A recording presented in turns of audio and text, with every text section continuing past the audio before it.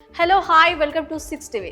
ఆంధ్రప్రదేశ్ ముఖ్యమంత్రి వైసీపీ అధినేత వైఎస్ జగన్మోహన్ రెడ్డికి త్రుటిలో పెను ప్రమాదం తప్పింది. జగన్ మార్చ్ 18వ తేదీన అనంతపురం జిల్లాలో పర్యటించేందుకు వెళ్లారు. ఈ పర్యటనకు ఏపీ సీఎం హెలికాప్టర్ను ఉపయోగించారు. అయితే జగన్ ప్రయాణించిన హెలికాప్టర్ వైసీపీ నేతలను క్యాడర్ను కాసేపు కంగారు పెట్టేసింది. ఆ హెలికాప్టర్ ల్యాండ్ అయ్యే సమయంలో అపశృతి చోటు చేసుకుంది.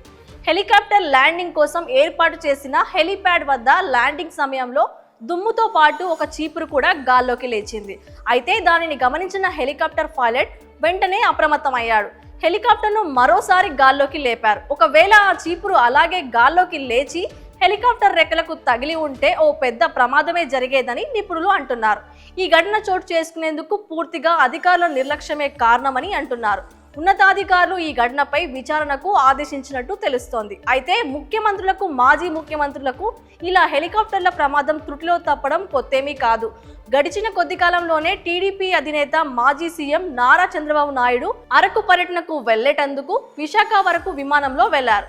అక్కడి నుండి అరకు వెళ్లేందుకు హెలికాప్టర్ సిద్ధం చేసుకున్నారు. అయితే చంద్రబాబు బయలుదేరిన హెలికాప్టర్ కొంతసేపటికి దారి తప్పింది. విషయం గ్రహించిన పైలట్ మరలా దానిని విశాఖకు తిరిగి తీసుకుని వచ్చారు.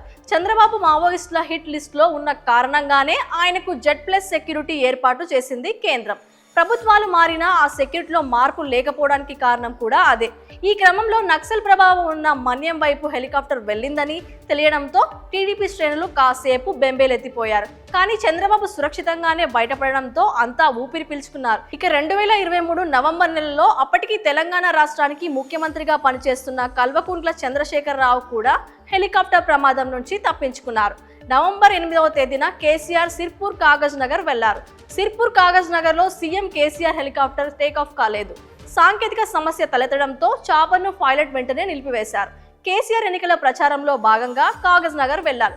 ప్రజా ఆశీర్వాద సభలో ప్రసంగించిన తరువాత అక్కడి నుంచి తిరిగి బయలుదేరారు.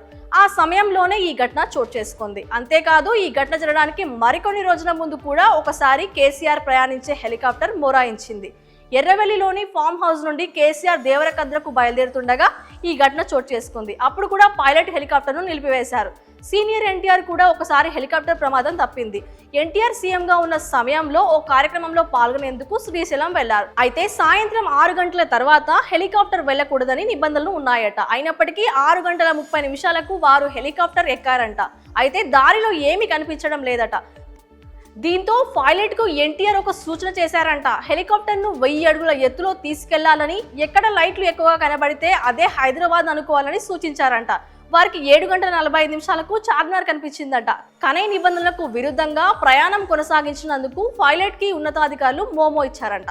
మరిన్ని లేటెస్ట్ అప్డేట్స్ కోసం చూస్తూనే ఉండండి 6 టీవీ.